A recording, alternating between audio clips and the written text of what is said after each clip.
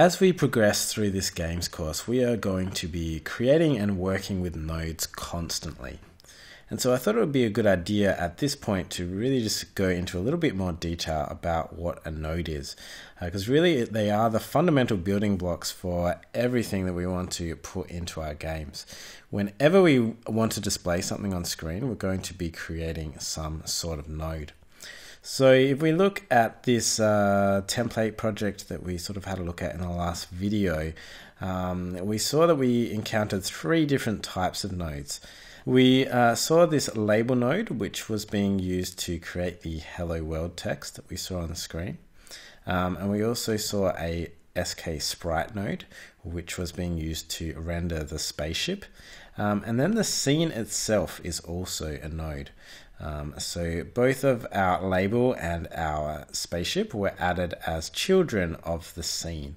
So the scene contained those two nodes.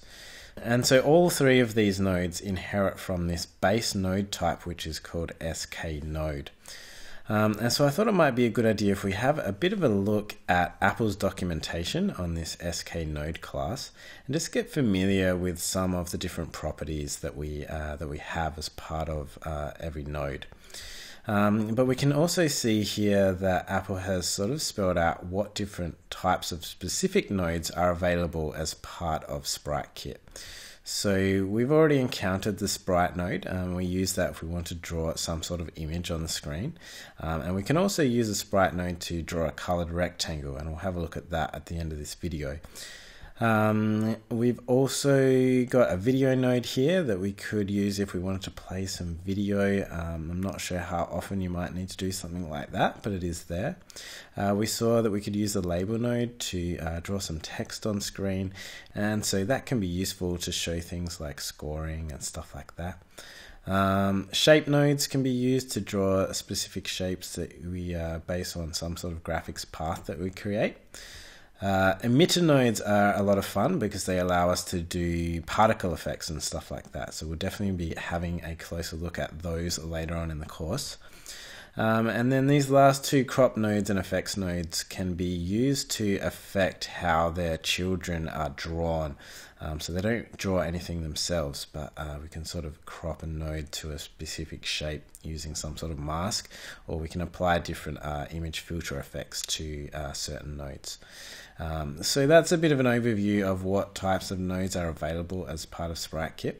But let's have a bit of a closer look at the properties of a node. So to create a node, we can use this class method node to actually get back an instance of a node. But some of the more specific nodes, like the sprite node and the label node, will have their own sort of constructor type methods here that we can use to sort of create a more specific node that's, say, by passing in an image, for instance, with the sprite node. So we'll see some of those as we move along. But in terms of the properties here on a node, ones that we're obviously going to be setting a lot is the position, because if we want to draw anything on screen, we need to say where we want to draw it. We can get information about a node's position and its size by using the frame property there. It's going to take into account what the contents of that node is.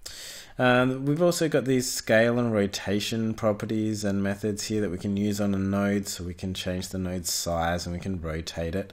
Alpha and hidden control how a node's drawn. Obviously, if we set it to be hidden, it's not going to draw at all, but the alpha property allows us to set how transparent our node is.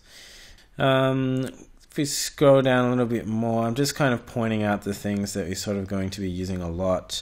We're going to be working within our node tree a lot, so you're going to be seeing add child quite a bit, because whenever we want to add a node to a tree, whether it be to the scene itself or to some child of the scene, we're going to use add child.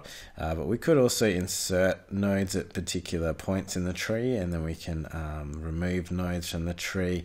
We can find out what children a particular node has and sort of interact with our nodes throughout the tree using these methods and properties there. Naming a node can be quite useful. If you want to find a particular node with a name, we can set its name and then use a child node with a name to get it back.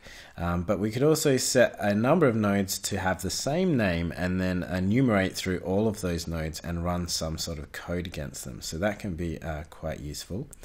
We also saw in the last video that we can run actions against nodes. We saw that we could move our spaceship by either rotating it or moving it forward. So we saw two types of actions there. So we'll probably be doing that quite a bit, because anytime we want to add some sort of movement or animation in our game, actions can be quite handy to get that going.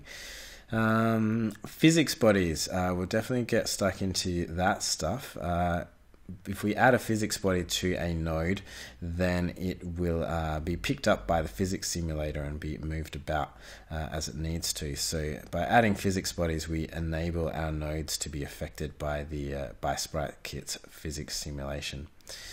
And because each node contains its own coordinate system, and all the child nodes of that node sort of work within that system, sometimes we need to convert a point from one coordinate system to another. So we can use these methods to do that.